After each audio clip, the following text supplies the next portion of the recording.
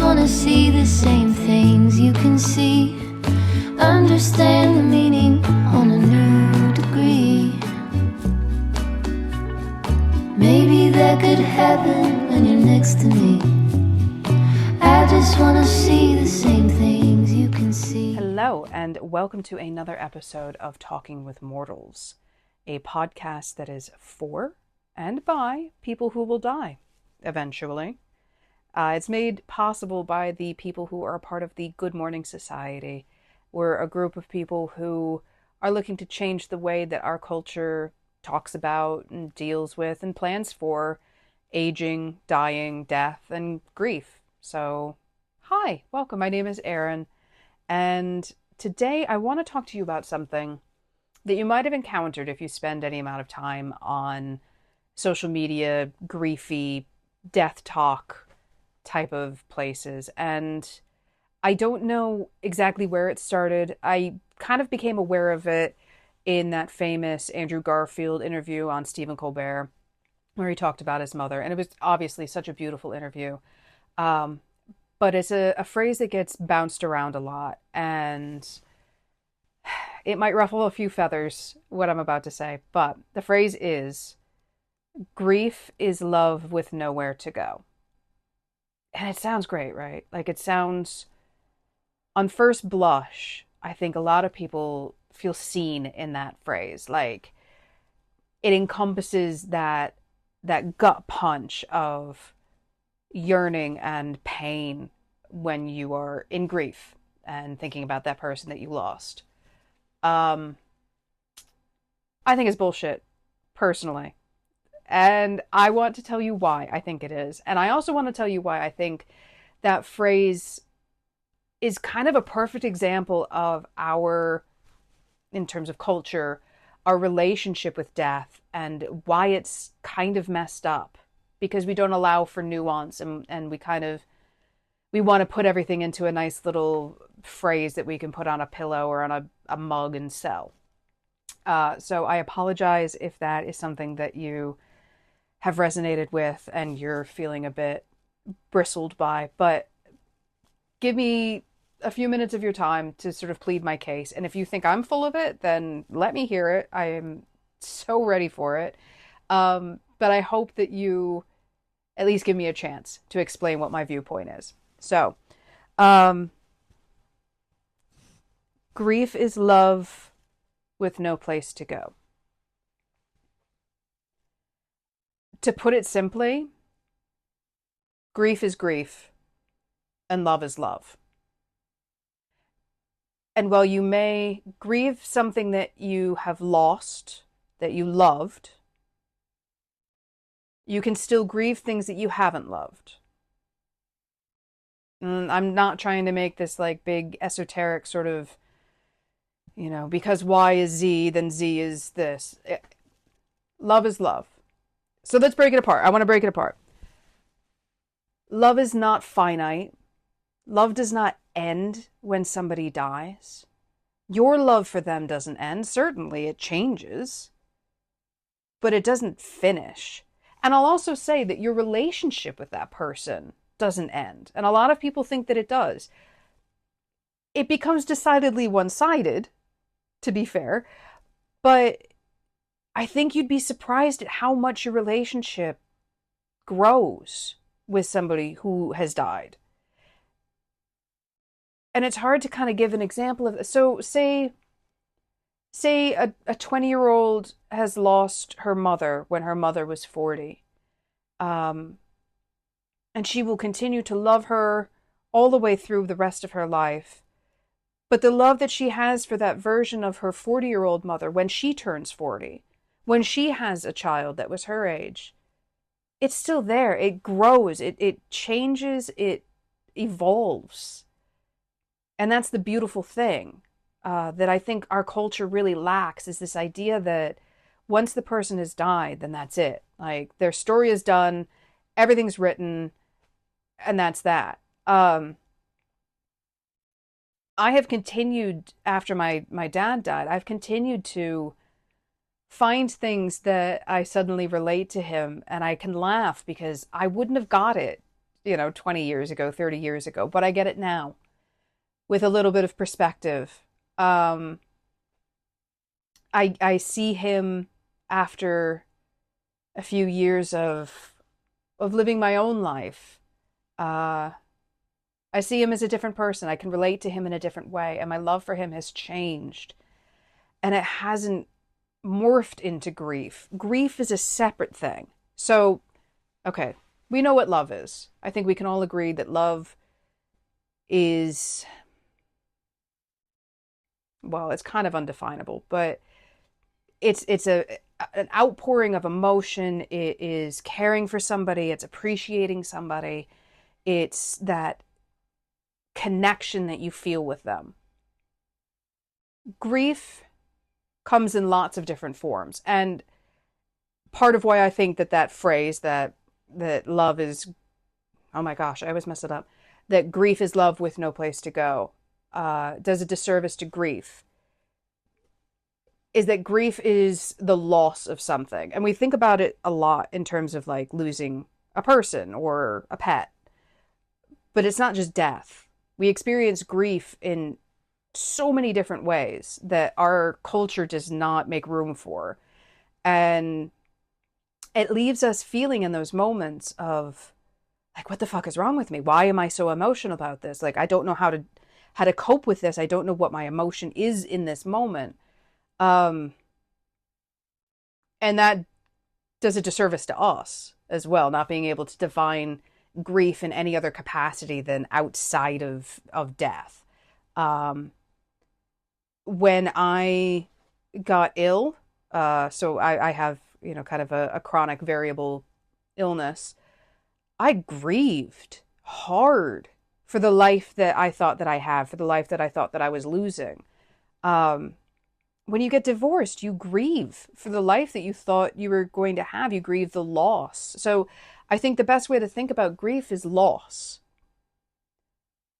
You're grieving the image of the way things were supposed to be, and now the way that they are, and that the fact that they're not the same thing. It's that loss. So if we take those two ideas now and we look back at that phrase of grief is love with nowhere to go, it makes us feel impotent. It makes us feel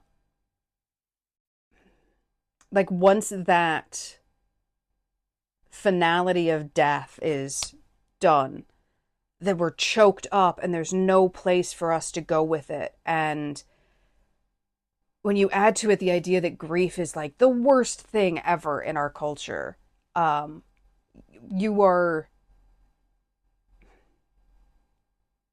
I don't want to say shunned, but people don't know what to do with it. They don't know what to do with somebody who's grieving. They don't know what to do with the emotions. So what do? We hide. We pretend like we're okay. We have equally trite phrases like they're in a better place or all things happen for a reason. And we just hope and pray that the person sort of carries on and deals with it in their own way.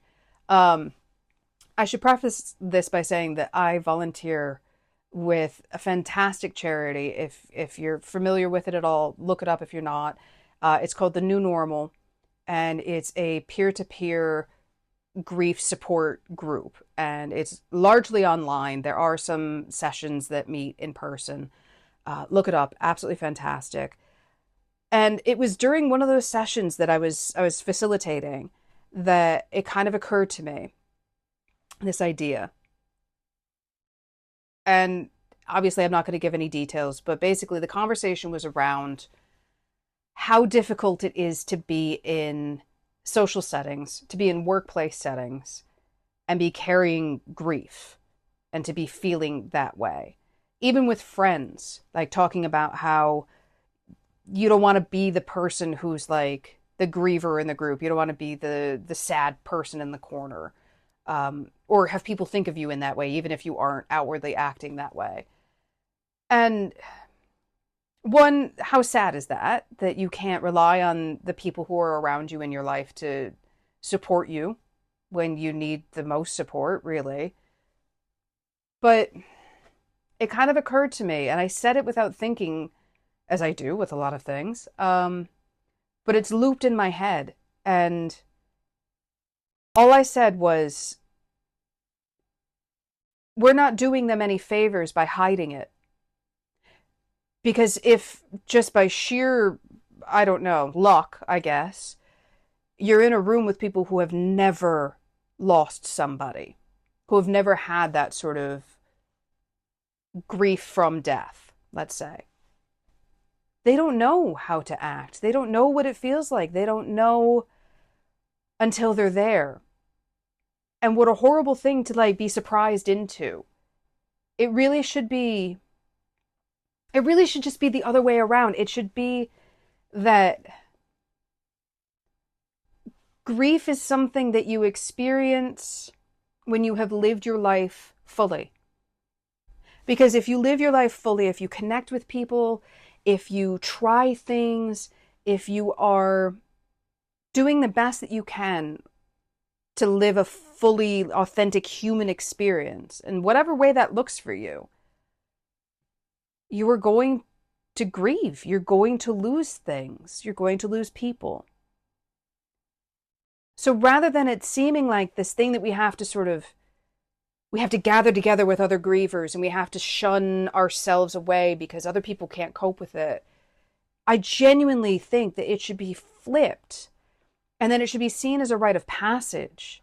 That if you have gone through grief, if you are a griever, that you've experienced something that is fundamental to being a fully fledged human.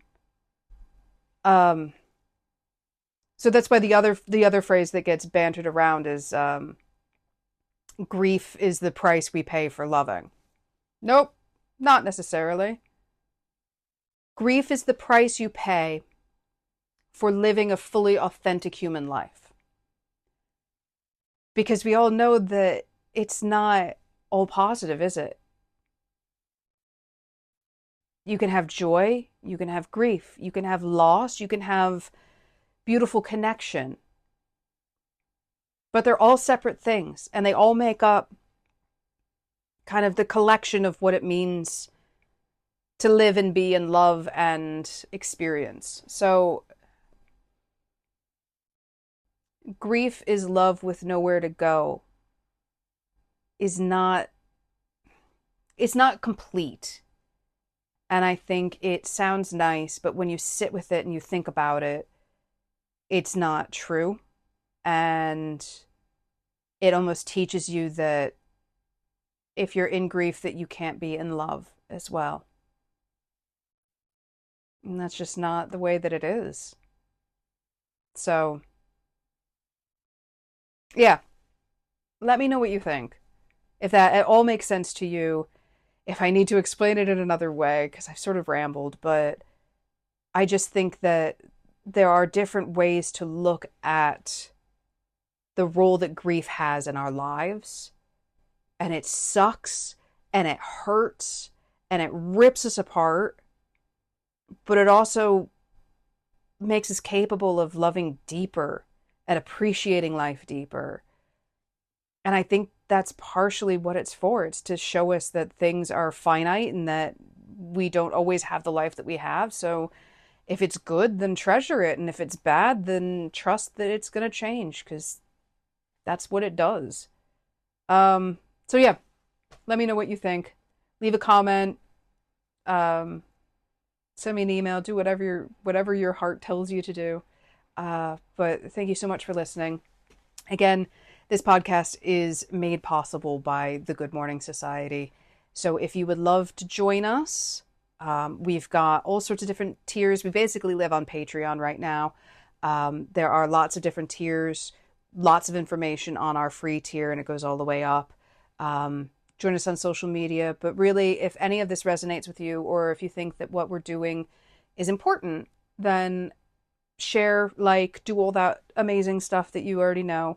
And just, yeah, have a good rest of your day. And I so appreciate you listening to me rambling on. Okay. All right. Bye. Baby, you know I just like to talk with you.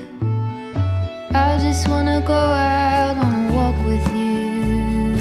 Baby,